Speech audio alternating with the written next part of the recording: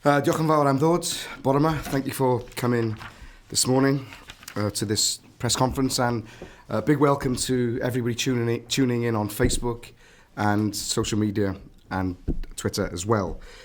This press conference this morning is about the health of Welsh democracy.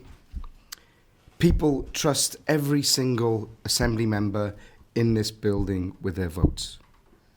They put trust in us to govern, to make decisions.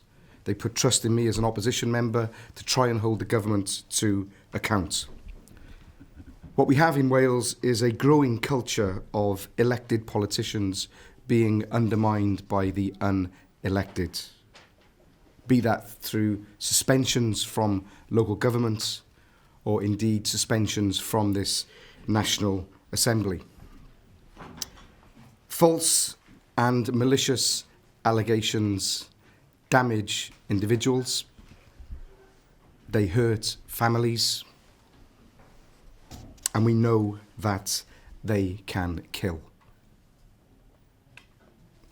This institution has been under a cloud since the death of the late Carl Sargent, and I want to tell the public that nothing has changed. I want to be the last Welsh Assembly member facing anonymous complaints. I want to be the last Welsh Assembly member facing made-up, fictitious statements submitted anonymously, so there is no way of seeking redress. There's no way to scrutinise things which are said anonymously.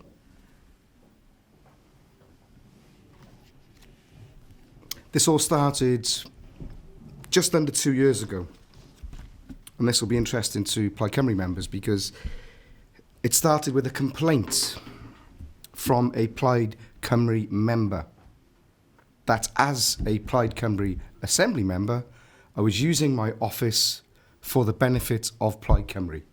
Well, strange that, isn't it? A Plaid Cymru member using his office for the benefit of Plaid Cymru.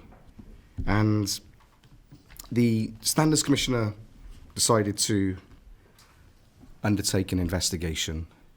Before he did the investigation, he kindly met with a hostile witness who he'd known for decades, and they discussed the complaint, they discussed me, and there was no record of that meeting, no record of what was said. And the Standards Commissioner said, well, it's okay because I'm unaffected by it.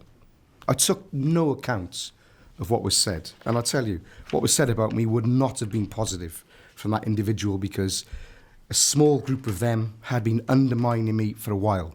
And they've been undermining me and my staff ever since.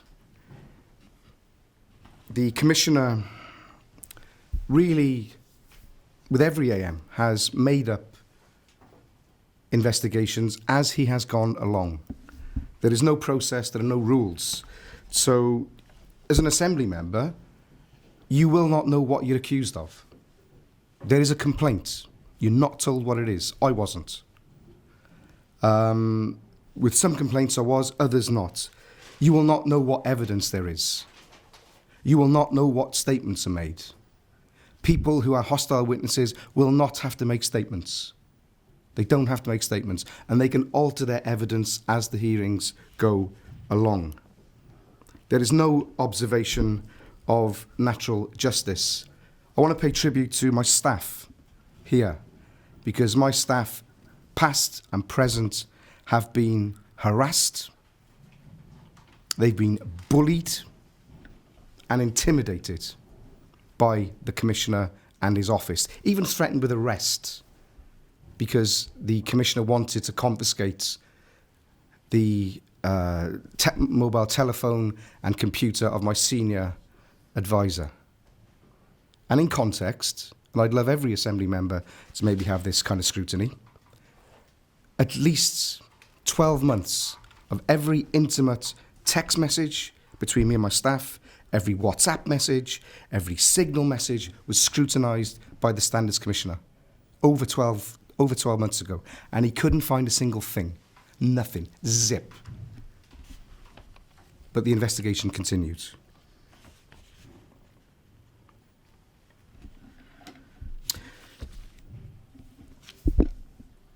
I wanted a transcript done of the hearings with the Standards Commissioner, because I felt that once the evidence came out, the transcript would strongly support my position. The Commissioner refused to have a transcript produced, yet with other Assembly members who possibly the Commissioner felt to whose detriment a transcript would be, transcripts have been produced. Again, that's another gap. So I asked for the sound files of the meetings, and they didn't want to give me the sound files, obviously. And it took me to insist, in terms of data protection rights, that they had to give me the sound files of the hearings, and they did. And what I heard shocked me. And I would say to the Commissioner and his staff, just because you're whispering doesn't mean microphones are not picking you up. So there were some appalling things said about me on the official recordings, in front of staff, in front of the complainants, and it seemed to me that they were all in it together to destroy my political career, to remove my ability to earn a living for my family, to remove the ability of my staff to earn a living for their families. The Commissioner said to me, "You live by publicity and you can die by publicity." And what he meant was clear. As a result of that, I thought, God, I'm really, this is really problematic. I'm with a Commissioner, completely biased. What do I do? What do I do? Well, I haven't done these things. And what do I do? How do I prove my innocence? And also, if we have a system which is so rigged and so corrupt that Assembly members can lose political office because of these unelected officials behaving unethically in the background, conspiring, conspiracy. It's not too much of a popular word, but the recordings prove it. What I decided to do was record the hearings on my own device. The reaction of the Llywydd is ridiculous, saying that she wants the whole Assembly estate swept for bugs. Jesus, I'm not part of the KGB. I'm just an Assembly member, and I've been open. I've not denied anything. This is the device. This is the device which recorded matters, and I was astonished they never saw it. Just I think they were so busy talking about how to stitch me up, they just didn't see the phone. It's astonishing, really. In terms of the recordings, and this is all evidenced in the recordings, the Commissioner repeated really sexist views and about female lawyers who, of course, because they're female, they're emotional. Yeah? Men don't get emotional, do we? Because we're men. And I took that quite personally, because my little girl, she's 13 years of age. She may or may not be watching this later. I tell her she can do what she wants. She can be what she wants to be. And I say that to everyone. And if she decided to study law and she wanted to become a lawyer, if she would have ended up in a practice with the likes of Sir Roderick Evans, her career would have gone nowhere, simply because she was female. There was obvious bias against some Assembly members, obvious bias. Not just me. Some Assembly members are treated in a certain way, where complaints are ignored. Some really serious complaints, bullying, for example, not even taken forward. Evidenced bullying, not taken forward, because that particular AM is not in their sights. AMs routinely, staff, and let's be honest, all you've got to do is go on social media, look at Twitter, look at all the photographs, look at the videos put out. Assembly staff routinely act politically. It's not rocket science, because they work in politics. And yet, my staff were grilled and put under tremendous pressure simply because they'd knocked on doors for me. There was collusion between the Standards Commissioner and Assembly officials. And this will be the subject of more detailed complaints when this conference is finished. The Commissioner allowed himself to be led by staff, which was, that was probably one of the most shocking things for me, was listening to a Standards Commissioner being led by staff who were clearly operating on a political basis. There was a kind of provocative, I'd say, and politically incorrect culture in the Commissioner's office, which came across through the recordings. And discussing two Assembly members having babies together in a really derogatory sense. I mean, derogatory is unacceptable. And what you had there was a locker room culture. There was a lack of respect for many Assembly members coming out of that office. So these are people who were supposedly investigating us, had no respect whatsoever for any of us, other than the select few who they didn't investigate. There's a huge politicisation of the complaints process, which I'll highlight later. I mentioned the difference in the way Assembly members were treated. Also, there's an unwillingness to dismiss baseless complaints. They admit one complaint was baseless, but because of the political connotations between two political parties, they wouldn't dismiss it immediately. There was also a presumption of guilt for certain people when there was no evidence. I'm listening to them saying, well, it's a shame we haven't got more evidence to show this. And then by the end of the conversation, they convinced themselves that the allegation was true, despite not having any evidence. Clear breaches of data protection, where a staff member made a joke in front of the Commissioner about being on an email list they were not entitled to be on. And the Commissioner maybe afterwards, he corrected the staff member and said, well, you've got to get yourself off the list. But in the meeting, they seemed to be willing to use the information that they weren't entitled to. And there was also, listening to a deliberate attempt from staff to throw out my appeal before I'd even decided to make it. So I need to check the timeline. I don't even think I knew I'd been found guilty. And they decided that they would speak to so-and-so. They've had a conversation with him, and he's supportive to getting my appeal dismissed. So you got the prosecutor, well, the investigator supposedly, working behind the scenes to make sure that even an appeal is dismissed. The Commissioner went way beyond his powers in organising a trial, for example, in my case, and acted in routine bad faith. I've mentioned the sexism. I've mentioned the bias. I've never met. What I find quite strange, really, in politics here is I work here. I do a job. To be honest, when you're sticking up for people who having a difficult time, maybe off a landlord who won't fix the roof, it's not my job to be agreeable. If I'm agreeable, I'm not doing my job. So to some people, obviously, I have to be disagreeable because I'm representing people. I'm trying to do my best on their behalf. And yet people like the Standards Commissioner suddenly assume that is my entire personality, which is quite outrageous. And they criticise a lot of other AMs as well.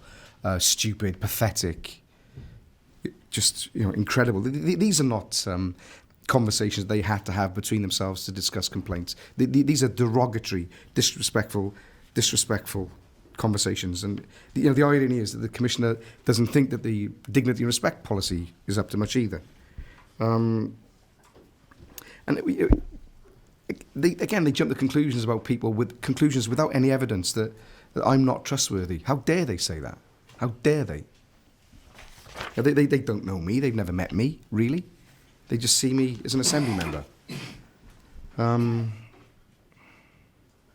It's the politicisation which is, again, this shocked me, really.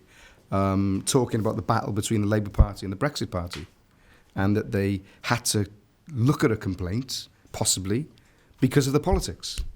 This is a commissioner discussing politics.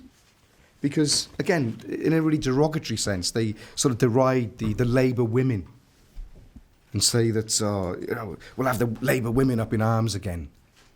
And they make a joke about women politicians. Yeah? This is the police person of supposed standards in this place. And they mock women politicians. And they tell Leanne Wood to wind her neck in. They comment that Leanne Wood, in plenary, so we have a democratically elected politician in plenary, and in their view, she should wind her neck in. And all I'll say is, with the transcripts, which I'm happy to provide, I believe the sanction on Leanne Wood must be revisited. Because they jumped to conclusions, and that is clear in the recordings. And it's not acceptable. Not acceptable at all.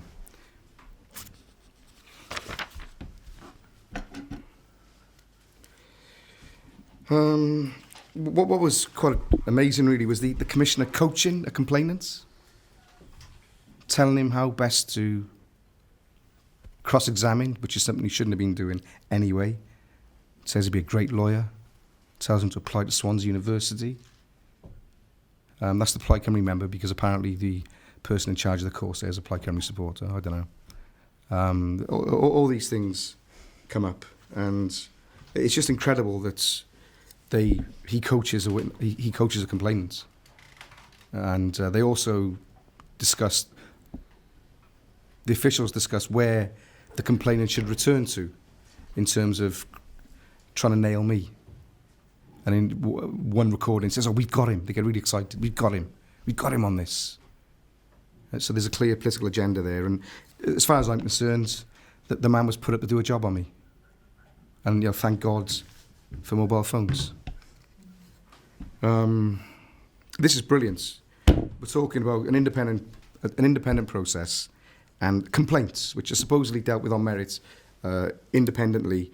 And they say, well, it would be useful to bring up with Manon, the Chief Executive of the Assembly, and see what Manon says, just in case, knock it on the head with the conversation with the Llywydd and the presiding officer. So we have the Standards Commissioner and staff discussing going to the Chief Executive, going to the Llywydd for a chat, cosy chats, to get a complaint withdrawn or knocked on the head. Now, I'm not making any allegation that the Chief Executive has done anything wrong. Maybe she didn't meet with him. I don't know. I'm not saying that Llywydd has done anything wrong. Maybe she didn't meet with him. I don't know. I have no evidence of that. But what I have evidence of is intent on the part of the Standards Commissioner office to engage in those most inappropriate conversations. And rather than the Llywydd condemn me and talk about going to the South Wales Police, she should answer some questions first. And by the way, if she wants to make a complaint about me, the police is not the avenue. Okay? The South Wales Police will not look at this matter. All right? That's not the avenue. If they want to complain about me, they need to go to the Information Commissioner. And I will mount a defence of public interest.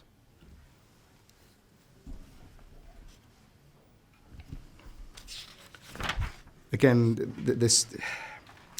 what was bad, and member support, the members' business support staff do a really good job.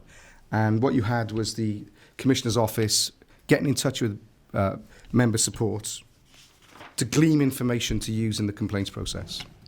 Totally unacceptable.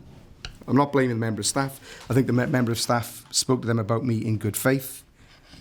And what they wanted to know was, because the staff had left, had given in notice, and they wanted to know if the staff member had fallen out with me. Because apparently I fall out with everyone.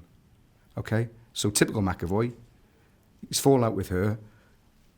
We'll go to that person and see if we can get her to give evidence against him now, because they've fallen out. Complete abusive position. The reality is that they also say the person is potentially vulnerable, so they can maybe lean on her to get what they want. The truth is that one of my members of staff did resign. One of the major contributing factors, in my opinion, is the constant pressure all my staff faced from the Commissioner's office for the past 2 years.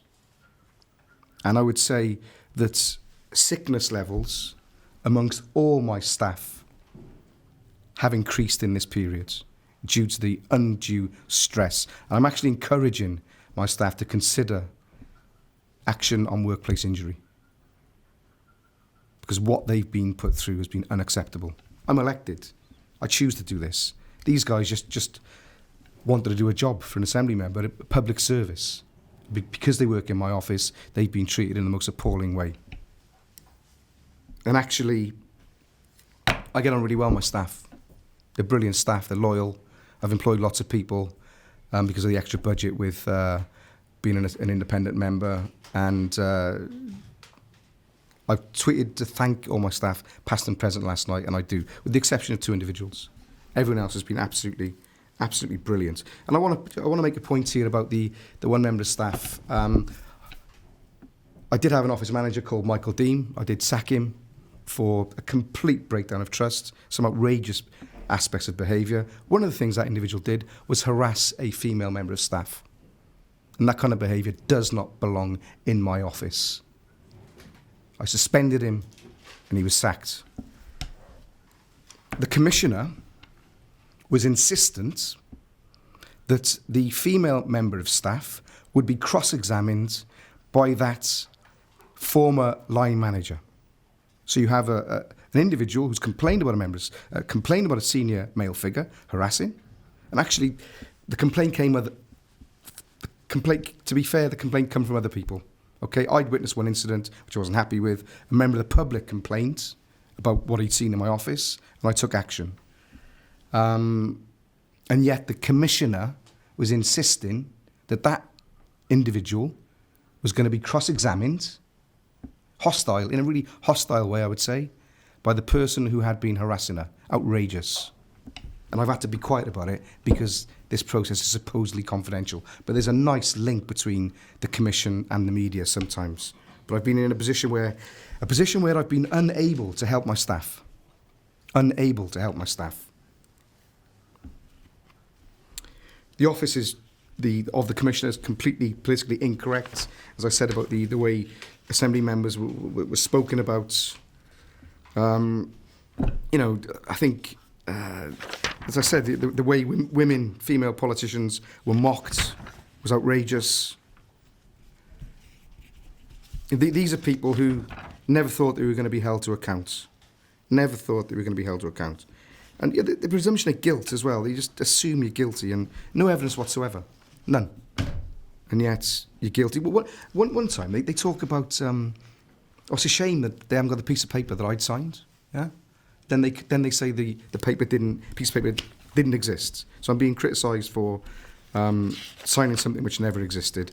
Deliberate breach of data protection. I'll finish on this because I've gone on for a while now. My former office manager, for some reason, some perverse reason, decided to photograph a child protection file with details of the child, with details of the child had allegedly been put through. The file had been given to me by the safeguarding people in that child's life. I was working with the people safeguarding the child to progress the case, and for some reason he decided to photograph the details, paragraphs, just to be clear, written stuff, a child protection report, entrusted to me. It was locked away in a room where you have to go through a locked door with a key, with a digital key. He had to go to the filing cabinet, he had to open the filing cabinet, he had to take the photographs, he had to store the photographs on his device, which he did. For some reason, I've no idea why, they ended up with the Commissioner. And they bore no relevance at all. None to the complaints. None. So what should have happened, the Commissioner should have recognised that criminal behaviour and he should have reported matters to the Information Commissioner. Once I found out what the person had done, I made the complaint and I informed the Information Commissioner, whose criminal investigation is being held up by the Commissioner not progressing the case. So you've got a family extremely upset out there. The fact their data has been photographed and stored and shared, and you have a Commissioner shielding the person who, in my opinion, has behaved criminally. Happy to answer any questions. Can I ask you just about how you did these recordings? Was the phone in your pocket? Was it obscured in a way? Was it in a bag at all? And then just along these lines as well, how many hearings are we talking about that you recorded? Where did these hearings take place? They took place in the room on the Assembly Estate in different rooms. There's hours of footage, and I think it was on the phone. And was the phone in your pocket?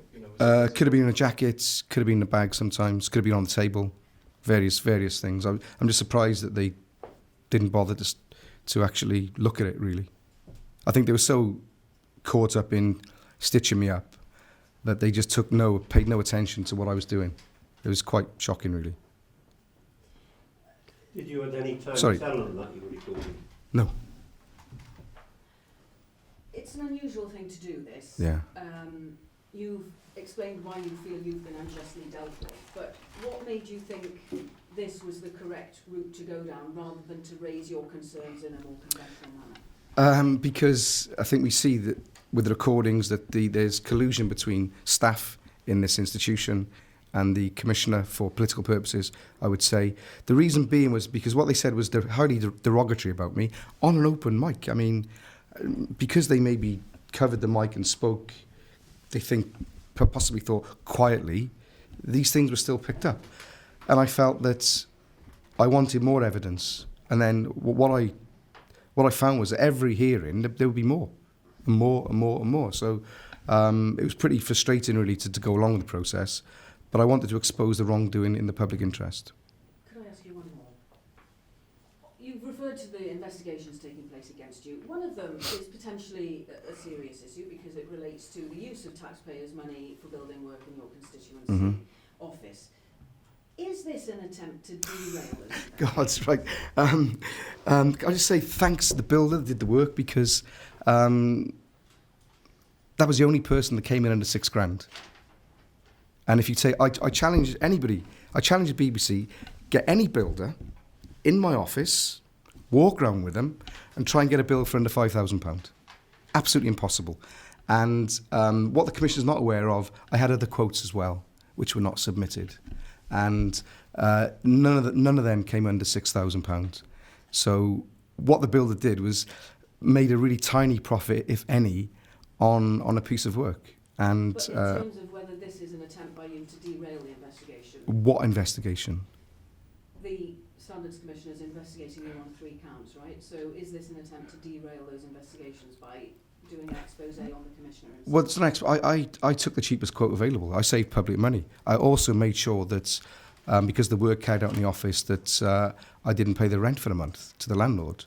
And let me just be clear, the Commissioner was pretty upset that they couldn't prove a link between me and the builders and the landlord. They were trying to say that I knew the landlord. I didn't meet the landlord of my office before I took the lease out.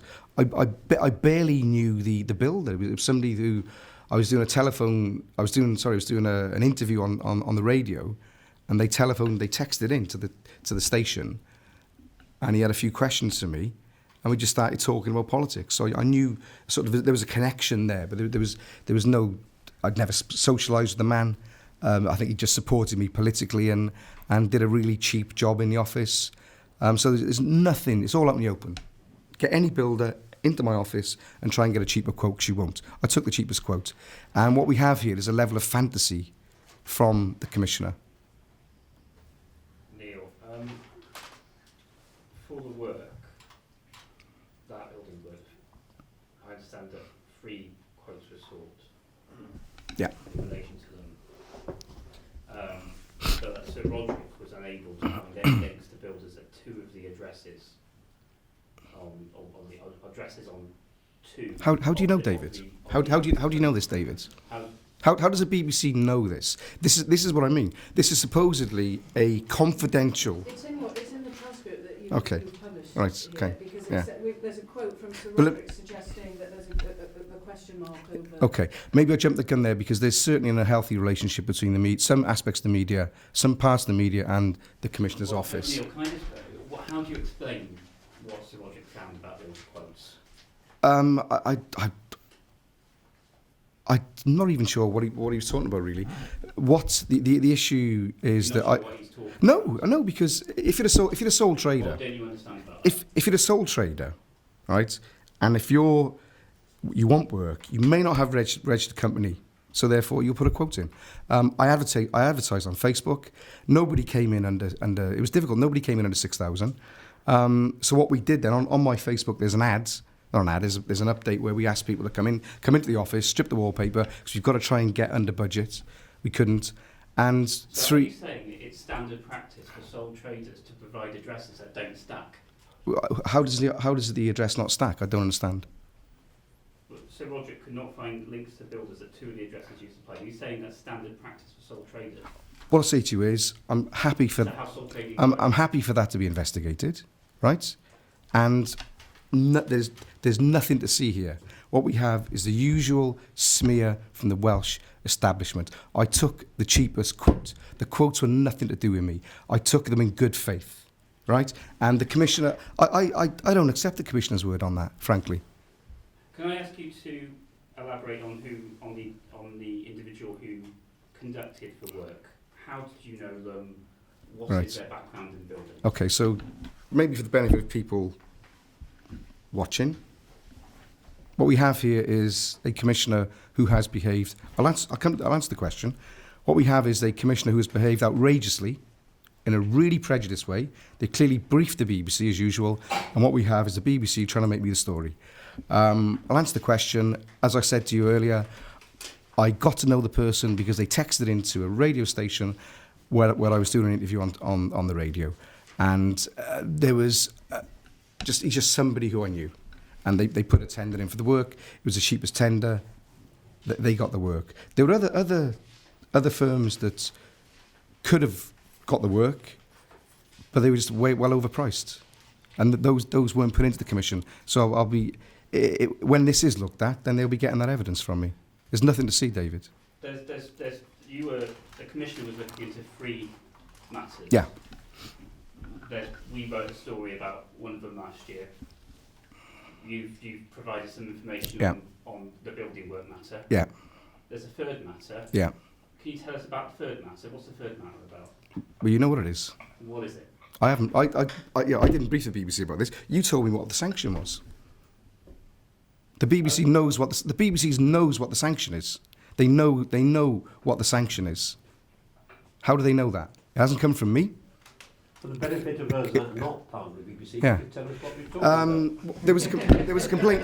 There was a complaint made about me, and this is really interesting. A complaint made, and I didn't behave in any kind of way that is not. I didn't undertake behaviour which I've not experienced from other people. I've been in this building. I've been sworn at. I've been shouted at. I've had people in my face. It's part of the job. Okay? There were comments made about me by an assembly member that I wasn't happy about, and I tried to address the matter with him. I found him very arrogant, and I admit I lost my temper. Yeah? And I was aggressive to him. Was I more aggressive than people have been to me? No. Was there evidence which supported me? Yes, there was. There was video footage. And if the committee had seen the video footage, then I don't believe there would have been such a sanction. I understand the legal advice to the committee was they couldn't view the footage for data protection reasons, which doesn't stack up. So I'll be following that up with the committee, and I want to know who gave the legal advice, what legal advice was given, and was it in writing? Because all they had to do was pixel out those that weren't involved and show the interaction between me and the assembly member. And while we're at it, I did lose my temper. That won't happen again, because I feel it was quite a weak reaction, to be honest, from me, I would say, giving somebody what they wanted. There's been a lot of provocation here for the last 3 years. I see my staff being bullied around this place. I see people close to me treated very badly. I see myself being defamed in many different fora. So therefore, on that day, I snapped. And I was aggressive, and I wasn't pleasant to him. I didn't want to be pleasant. And I told him some home truths. In any other place of work, that would have been, I suppose, considered an up and downer. And then maybe people would have shook hands or had a chat and then moved on the next day. That doesn't happen in this place. There's a complaints culture. But I will say on the record now, if the individual was really offended by my behaviour and if he was upset by it, Mick Anthony, I think people know, then I'll apologise to Mick. I apologise for me making him feel the way that he felt. But then maybe he owes me an apology for making me and my family feel the way we do with the things they say about me. And to go back to the point, there was, and this is an important point, there was video evidence available which contradicted anonymous testimony. The committee did not view that footage. If they viewed the footage, I believe the matter would have been dealt with in a completely different way. So I want to know why the committee were given that legal advice, who gave the legal advice, and what exactly their tie-up is with this whole scenario. For example, making sure that any appeal I make is going to be dismissed. Because the person is named on the recording. We know who it is. I'm not going to release the name. We know who it is. I'll be making a formal complaint. Neil, what, if any, legal advice did you seek before the recording? And what was the advice, and who did you speak to? What is your intention with the recordings now, which was transcript? And what do you say to people who may have no confidence or may believe that you will record their secret private meetings with you in the future? I think what I would like is whenever I do an interview with anybody, I'd like it recorded on the record. I think that's sensible because it's getting to the point now where not just me, other people, complaints are made about us anonymously. The complaints are completely made up, and it's important that we're able to protect ourselves. And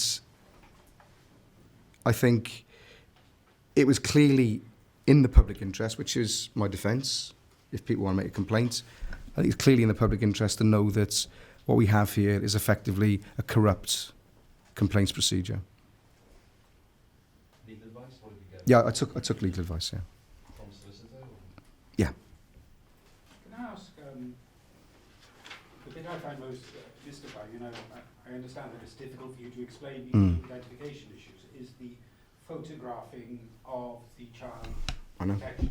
Yeah. But I can't quite understand why I know. the individual would have done that, and how it would be relevant I know, yeah. to any of the complaints. Yeah, that's my point exactly, because I was horrified to, and I mean horrified, sick actually. I felt sick having to phone the safeguarding people in that child's life and tell them that their details have been photographed, have been stored and shared. It's perverse. I can see no reason for it, and that's my criticism of the Standards Commissioner. They were not relevant at all. The only defence to what was done would have been a breach of data protection, that I'd somehow breached data protection. That would have been a defence, right? No complaint of data protection was made, either to the Commissioner or to the Information Commissioner, him or herself. It was completely irrelevant, and So why you may not know. I don't know. Why did he do it? I've no idea. I mean, he must have had a motive or a purpose.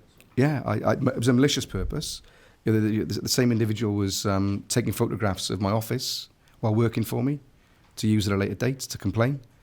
And hands up, yes, I did have a campaign meeting in my constituency office. So when you see the headline in the BBC that I've used my office for political purposes and used public resource, yes, I did have a few campaign meetings in my constituency office. So does every other AM. And if you don't believe me, go on Twitter and see them talking about those meetings. Yeah? And the other thing which I admitted was there was a Plaid Cymru printer stored in my office. Shouldn't have been there. I was doing Plaid Cymru a favour. And they decided to take the photograph and complain about me that I'd had one of their printers in my office. And I think maybe Plaid Cymru members may want to consider why the party would do that. Well, sorry, I'll rephrase that. Why an individual party member would do it, and why they would be supported by such senior people within the party for making such complaints. And they've opened up a can of worms. I say to you, go on Twitter, look at the video. Dialogue, for example. I'm not making the complaint, right? I refuse to make the complaint. I'm not doing that. But there are AMs here who've clearly done the same as me on social media. With me, it took a few people to provide the commissioner with an email I'd sent, the minutes of a meeting, and the agenda. That was done on email, personal email. So that's how they got me on that. And I said, yeah, I had political meetings in my office. Everybody does. You have for example, the head of a political party, the head of strategy walking on this building, being based here. If he's not talking about politics, what's he talking about? So what we need here as well is, I think, a different complaints procedure to try and get some positives out of this. A different complaints procedure. Maybe look at Westminster, because what is said on Twitter in Westminster, where it's a grown-up parliament, the Twitter's ignored. Maybe look at what the Scottish Parliament does in terms of process. And I think we need to be realistic about the what is done in this building and what is done by staff. Look at all the Assembly staff members now out campaigning for the general election. They're breaking rules, as rules stand. We all know that. Nobody complains. I even had to look at a complaint that I'd used Assembly Wi-Fi for political purposes. I'm not kidding. So are you telling me that no other AM in this building has sent an email using Assembly Wi-Fi which wasn't political? It's nonsense. And the worst thing of all, I campaigned almost my entire adult life for this institution. I believe in this institution. I believe in a sovereign Welsh Parliament. And what I'm saying is things have got to change and they've got to be done much better. So I want devolution to work. Here. Can I ask you one more? Just on the question of where we got the basis for the questions about the quotes that you provided in yeah, this okay. public money. So it's page 5 of the transcript that you sent Okay. out. Yeah. And it is apparently, it purports to be Sir Roderick speaking. I told him what the problems were with the 2 quotes. Basically, they didn't exist. Their authenticity couldn't be demonstrated. And that, ... we have to consider if they are forgeries or whatever, whether he should be reported to the police. Full stop. Mm-hmm. Oh, what a surprise, he said. But I said that. Full stop. You I said that, yeah. So, Yeah. what is your response to that? Are there problems with attributing the quotes that you provided to legitimate building firms or not? Because this is in the transcript that you yourself... Yeah, no, I think what we have with the Commissioner is a worrying level of fantasy. Oh, we got him here. The gig is up. The gig is up, apparently, for my political career because of all the complaints piling up. Isn't this a factual thing, though? Forgive me. No, because I'm not. I've seen no evidence that the quotes are not genuine. None. Can I ask why some of the press have had transcripts and some others haven't? Didn't we? But LBC, Colwg, ourselves, Not had them? no, right? I don't know about ITV. I think that's an oversight. I apologise. They should have been given out. Because it makes it very difficult. Yeah, I'm sorry. I'm I'm sorry. I'm sorry that sorry that's happened. So they should have gone out. But everything's going to be published on the website now. So if that has happened, I apologise. And what's happening with the audio? Because you didn't answer that. It's in my. I have the audio, and it's backed up. If Publish it anywhere? I'm not going to publish the audio now.